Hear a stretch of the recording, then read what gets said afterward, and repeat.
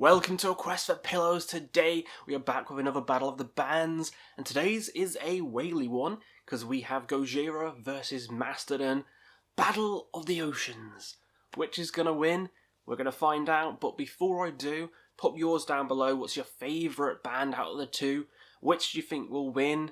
And I guess, let's get stuck in. So what we do is we pit the debut versus the debut, sophomore versus sophomore, so on and so on, until a winner is crowned.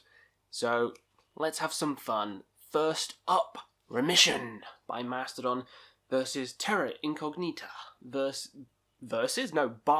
Gojira. This one is quite a tricky one. I enjoy both of these albums. Both debuts by these bands are great. Terra Incognita is actually an underrated album by Gojira. I much prefer it to The Link. Just gonna spoil that, I do. It is a more straightforward kind of death metal album as opposed to some of the other stuff they've created.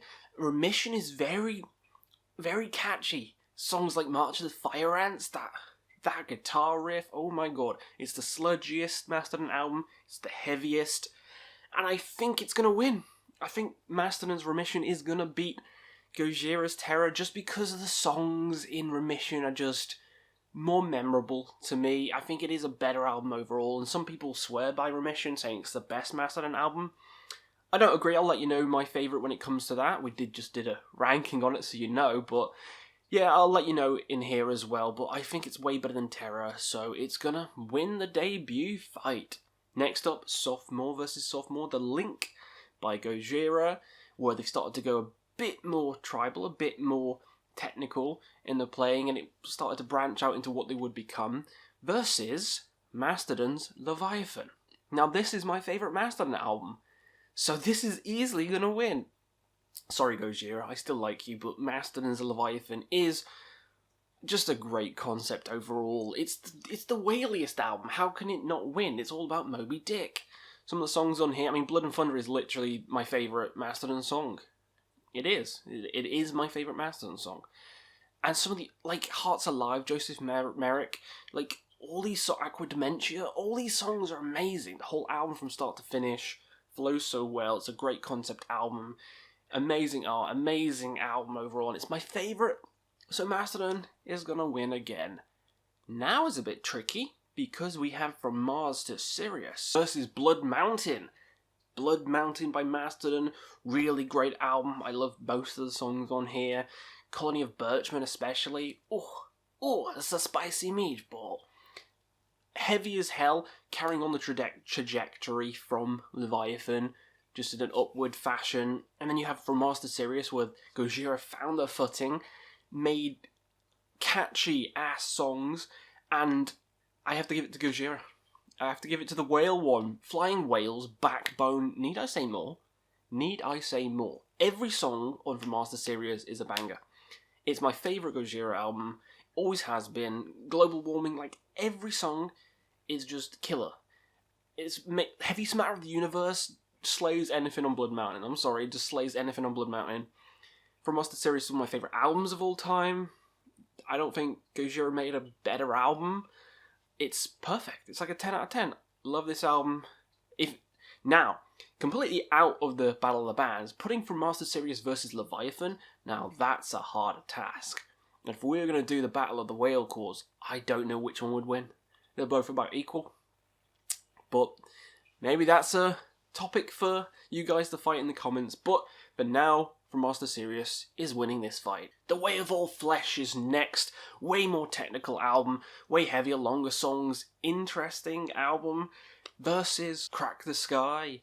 Yeah, Crack the Sky, one of the greatest prog metal albums ever. Mastodon just does a whole 180 and then completely changes the sound to this kind of cosmic atmosphere and progressive, like Last Baron. Come on, Crack the Sky. Divinations with the banjo. It's amazing, but The Way of All Flesh is amazing as well. It's the heaviest Gojira album. Toxic Garbage Island. Some of these songs, Ouroboros, amazing. The drumming by Mario, out of this world. But Crack the Sky is out of this world as well, and Crack the Sky is going to win because it's so close to being my favourite Mastodon album. This and Leviathan are like neck and neck. The Way of All Flesh I love as well, but just not as much as those two albums. So Crack the Sky, it's constantly fighting for my favourite place. So I have to give it to Crack the Sky. I have to. It's in my blood. Crack the Sky is in my blood. Next up, L'Enfant Sauvage versus The Hunter. The Hunter, a bit of a underrated album. I quite like all the songs in it, even though they did change the ways again from Crack the Sky into something a bit stranger, a bit more accessible.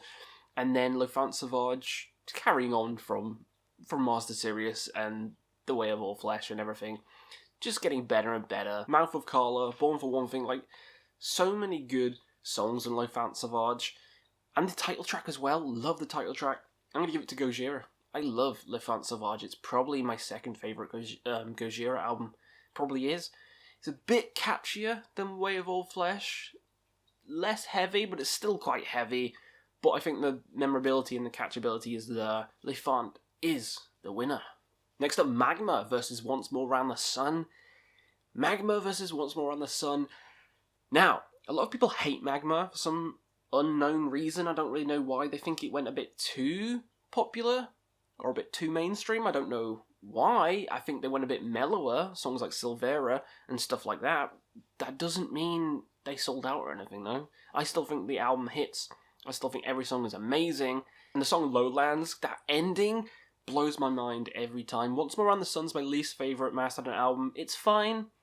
It's just, it lacks memorability, whereas Magma, I think every song's memorable, so I gotta give it to Magma for this one. And finally, Fortitude by Gojira. Last year, Fortitude, more tribal leanings on that one. I mean, Amazonia, great song. Kind of reminds me of this fucking wallpaper. Versus Emperor of Sand by Mastodon. Ooh, this is the deciding one.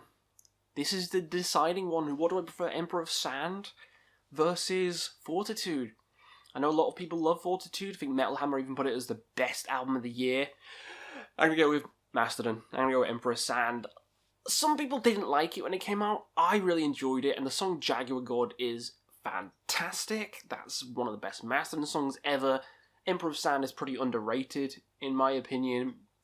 Great album from start to finish.